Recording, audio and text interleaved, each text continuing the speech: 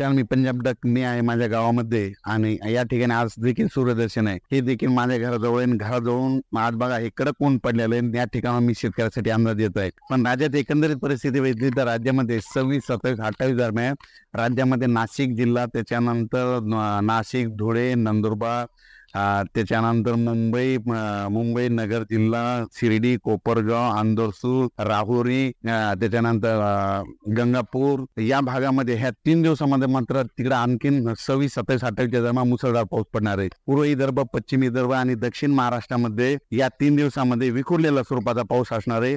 सर्व शेतकऱ्याचं सोयाबीन काढणीस आलेलं आहे. सर्व शेतकऱ्याला सांगू इच्छितो 29 तारखेपासून पावसाचा जोर ओसरणार आहे, म्हणून हा अंदाज लागतो. 29 तारखेपासून राज्यातला पूर्व विदर्भ, त्याच्यानंतर पश्चिम विदर्भ, मराठवाड्यातला बऱ्याच ठिकाणचा पावसाचा जोर ओसरणार आहे. त्याच्यामुळे त्या सोयाबीन शेतकऱ्यासाठी आनंदाची बातमी, कारण की पावसाचा जोर ओसरल्याच्या नंतर तुम्ही तुमचं सोयाबीन काढा, एक दिवस ऊन द्या, लगेच त्याचे वळे लावून घ्या. कारण की काय होतं, एवढा मोठा पाऊस पडल्याच्या नंतर काय होतं, राज्यामध्ये स्थानिक वातावरण तयार होऊन त्या ठिकाणी पाऊस येत असतो. म्हणून आपण आपलंच वळे झाकून ठेवलेलं बरं. आता परत एक सांगतो, राज्यामध्ये आता मान्सून निघून जाणार आहे, पाऊस निघून जाणार आहे. हे बरेच तुम्हाला काय होतं की बरेच तज्ञ सांगतात. पण यापुढे एक तुम्हाला सांगतो की तुम्ही तुमचं हे कारण ओळखून घ्यायचं. काय करायचं तुम्हाला सांगतो, 5 ऑक्टोबर पासून ते 20 ऑक्टोबर दरम्यान राज्यामध्ये काय होतं, धुळी येते बघा. आणि धुळी आल्याच्या नंतर आपल्या पिकावर जाळे येतात. सोयाबीन असेल, सोयाबीनवर जाळे, सगळीकडे शेतात गेल्याच्या नंतर जाळे दिसू लागतात. त्याला सोप्या भाषेत म्हणतात की जाळे धुळी. ज्या ज्या दिवशी जाळे धुळी येते त्या दिवशीपासून निसर्ग तुम्हाला संकेत सांगतो. निसर्ग म्हणतो की शेतकऱ्यांनो, पाऊस 12 दिवसांना निघून जाणार, हे अंदाज तुम्हाला निसर्ग त्या जाळे धुळीतून देतो. म्हणून तुम्हाला बघायचं झालं तर बघा, तुम्ही आता 3 ऑक्टोबरच्या नंतर बऱ्याच ठिकाणी काय होईल, जाळे धुळी येणार आहे, म्हणून हा अंदाज लक्षात येतात. आणि जाळे धुळी आल्याच्या नंतर काय होतं की कंप्लीट 12 दिवसाला तिथून मान्सून निघून जातो, म्हणून हे देखील लक्षात येतं.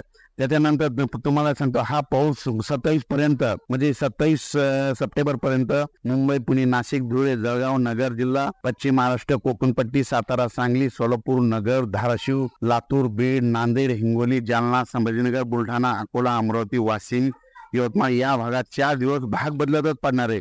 म्हणजे सर्व दिवस सारखा पडणार नाही, म्हणून हा अंदाज लक्षात घ्यायचा. पण याच्यानंतर 2-3 ऑक्टोबरच्या नंतर, म्हणजे 2 ऑक्टोबर, 3 ऑक्टोबर, 4 आणि 5 ऑक्टोबर दरम्यान सातारा, सांगली, सोलापूर, कोल्हापूर, जत, मंगसुरी या भागामध्ये मात्र 4-5 ऑक्टोबरच्या दरम्यान परत राज्यामध्ये ऑक्टोबरमध्ये पाऊस असणार आहे. पण उर्वरित राज्यामध्ये मात्र पूर्व विदर्भ, पश्चिम विदर्भ तिकडे हवामान कोरडं राहणार आहे, मराठवाड्याकडे कोरडं राहणार आहे. ह्या 2-3 दिवसामध्ये, म्हणजे 26, 27, 28 आणखीन 3 दिवसामध्ये या पावसामध्ये विजेचं प्रमाण जास्त आहे. माझी सर्व शेतकऱ्याला विनंती की विजा कडकडत असताना तुम्ही झाडाखाली थांबत जाऊ नका, आपली जनावरे देखील झाडाच्या खाली बांधू नका, म्हणून हे देखील लक्षात घेतात. पण सर्व शेतकऱ्याला सांगू इच्छितो की ह्या 3 दिवसामध्ये फक्त नाशिक जिल्हा, नगर जिल्हा, त्याच्यानंतर संभाजीनगर, त्याच्यानंतर धुळे, नंदुरबार, मुंबई, जुन्नर या भागामध्ये जरा मुसळधार पाऊस पडणार आहे.